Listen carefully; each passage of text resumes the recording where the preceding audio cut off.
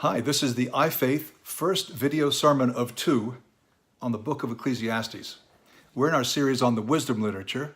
We've understood what that is. We've had a couple of talks from Job, a couple more from Proverbs, and now we come to Ecclesiastes, which is written by Solomon or by someone who's adopting the character of Solomon. It's a beautiful book. It's a hard-hitting book. Often it's very moving to those who feel empty, who are seeking God. And certainly it's not to be missed. I'll be reading from a version of an Old Testament scholar. His name is Murphy.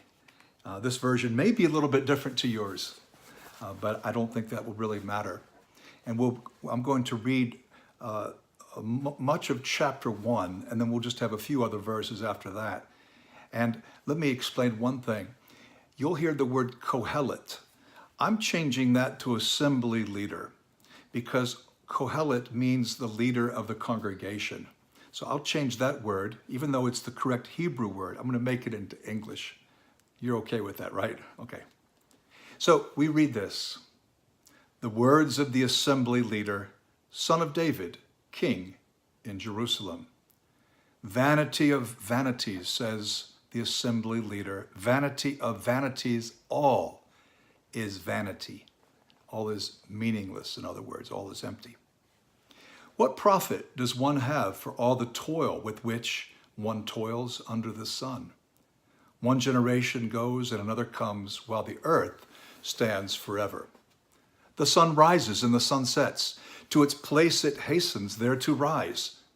Going to the south, turning to the north, turning goes the wind, and upon its rounds the wind comes back.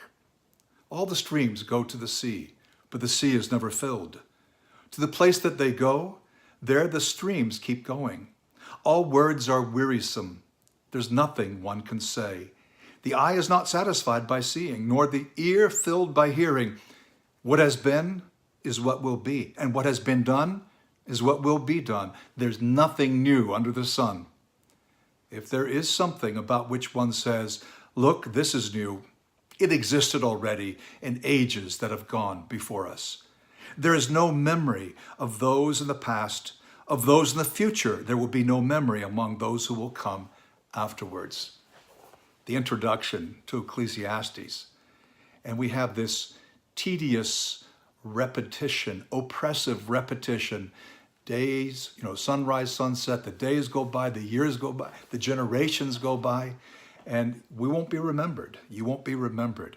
What is really worthwhile? Under the sun, as he says, everything is wearisome. This is not the language of Proverbs. That's much more optimistic.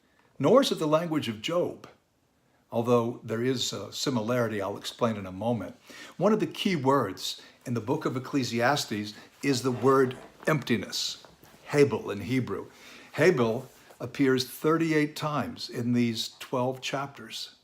Emptiness, vanity, meaninglessness. And that is life without God, because apart from God, ultimately, everything is meaningless.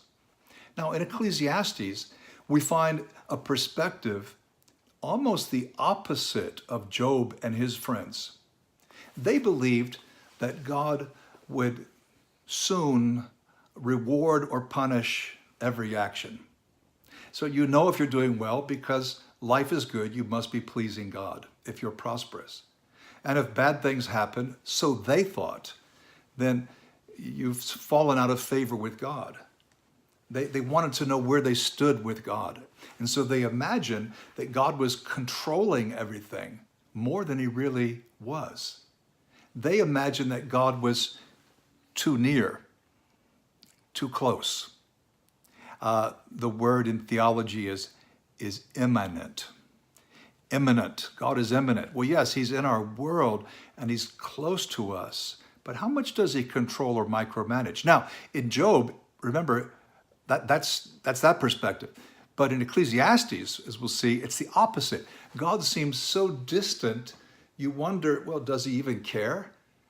Whatever is going to happen is going to happen. And, there's not much sense of a warm walk with God. Like we saw in David's life. not here. So it's the opposite of Job's perspective. And yet both perspectives are unbalanced. Well, Solomon in Ecclesiastes is going on a search for meaning.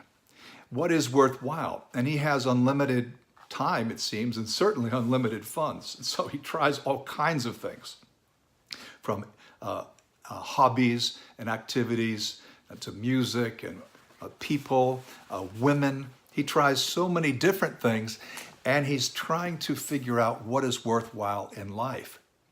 And he's searching for meaning. And he shows us repeatedly that without God, everything is empty. Now, the phrase, you won't find the phrase without God. The phrase is under the sun.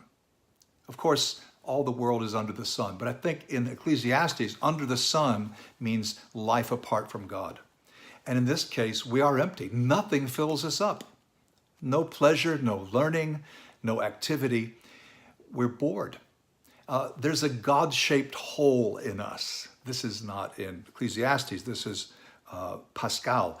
But there's a hole in every one of us. Our heart is empty. And until God fills it, because it's a God-shaped hole, we will not be fulfilled. We will be empty. You can see why this makes such a great group Bible discussion too.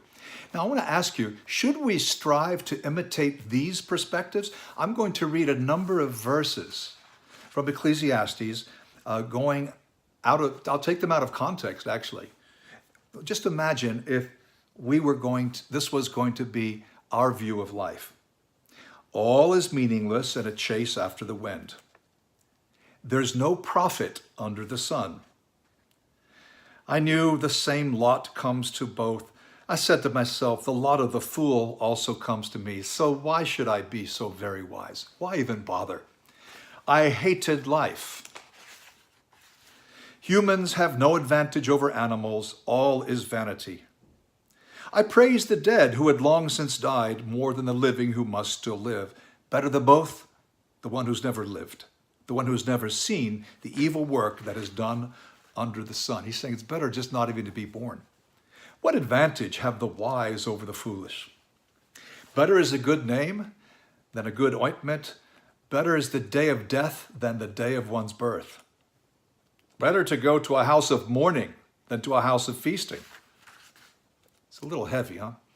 Do not be overly just or be wise to excess. Why should you be ruined? Do not be overly evil and do not be a fool. Why should you die before your time? You know, he's looking for a righteous man. And he says, 1 man in 1,000 I have found, but a woman among all these I've not found, not even one. Everything is the same for everybody. The same lot for the just and the wicked, the good, the clean, and the unclean, the one who offers sacrifice, the one who does not. As it is for the good, so it is for the sinners.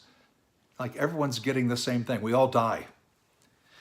Again, I observed under the sun that the swift do not win the race, nor the strong the battle, nor do the wise have bread, nor the clever have riches, nor do those who know find favor, but a time of calamity happens to them all. You know, even if you train and you're fast, you may lose the race. Strength doesn't guarantee anything. There's time and chance. Bad things can happen to all of us. Read one more passage. Vanity of vanities, says the assembly leader. All is vanity. So my question was this: should we strive to have this kind of perspective? Well, of course not. Because if that's how we really felt, if that's how we looked at the world, we would lose all sense of wonder and faith, that childlike acceptance. That's good. There'd be no joy, no hope. See, he's showing us by a negative example how not to think. And you got to wonder, well, how did he get to the point where he had such a uneven, unbalanced kind of perspective? Well, I think we can answer that. Just think of Solomon's life. 1 Kings 11 is one of many chapters that's very important to know in the Bible. In the law, there were warnings that the king must not accumulate lots of money, lots of horses and chariots, or a harem, you know, these multiple wives or almost wives. He should avoid idolatry and he mustn't be careless. But when we read 1 Kings 11, we see Solomon did just that. He made alliances with foreign governments. He put his trust in diplomacy and statecraft instead of really putting his trust in God. He had all these wives, and each wife had a different god, and he supported their gods because he supported their wives. So he was even supporting some of the horrible gods and goddesses for which the people of the promised land lost the land. Now the good news is, Christians, we never need to be empty. Jesus Christ has redeemed us from an empty way of life, 1 Peter 1:18. But still, sometimes we slip into worldly thinking and behavior. We can slip into empty ways, and that can bring boredom. If we spend too little time in the Word, that will affect us spiritually. Boy, I remember one summer, I was spending some time in the Bible, but not compared to normal, not that much each day. I was actually spending more time studying what the Buddha taught. That affected me. Not having the time in the Word, that affects us. Sexual sin has never been a blessing in my life. Has it been a blessing in your life? Unresolved relationship issues. That sick feeling when you see somebody at church, oh yeah, I should talk to him, I need to talk to her. If we have negative or critical attitudes towards church meetings, we will soon find ourselves feeling a kind of a boredom and emptiness. Too much time spent in leisure, recreation, entertainment. And our generation is all about pleasure, the pursuit of pleasure. That will make it difficult to enjoy anything. If we're not involved in bringing the Word to the world, if we're not involved in outreach, Christianity can start to feel unreal and untrue. We must give away our faith in order to have faith. Well, I've got a few points of application here, but I want us to remember that the pursuit of pleasure will get us nowhere. Fortunately, the book ends well. He makes the right conclusion at the end. We'll talk more about that next time. But let's get some application points. First, we must reject the lie that the world is meaningful without God. Many people want us to think that there are good reasons to live and be joyful, and without God, things can still be great. But Ecclesiastes shows us that under the sun, without God, no, nothing is ultimately meaningful. Second, let's deepen our spiritual lives. Anytime we start to feel boredom or we're drifting, but if we ever feel any boredom, it's time to draw close to God. That should not be part of the life of a Christian. Third, let's thank God that Christ has redeemed us from emptiness. Fourth, as we try to perceive God, as we try to discern the hand of God, to see what God is doing, to understand God's ways, let's avoid the errors of Job and Solomon. Job's thinking that God is so close, he's monitoring everything, and actually God gives us space. He gives us free will. He gives us time. But the opposite error is no better. And that's to think, well, God is in heaven and I'm down on earth, and so what does he have to do with me? Does he really even care about me? Well, yes, he does. He does care. But he's not so far away, but he's not so close. He's where he should be. Of course, I love that saying, if God feels far away, guess who moved? If God feels distant, guess who moved? Fifthly, let's use this material. Let's use Ecclesiastes in evangelism. Talk about emptiness. 100 years ago, a famous psychologist, Carl Jung, said that neurosis, the central neurosis of our time, is emptiness. Emptiness is the central neurosis. That's we're empty. We feel empty. And he's right, but without God, we feel empty. And let's learn the lesson. If you want to continue, read Deuteronomy 17, 14 to 20.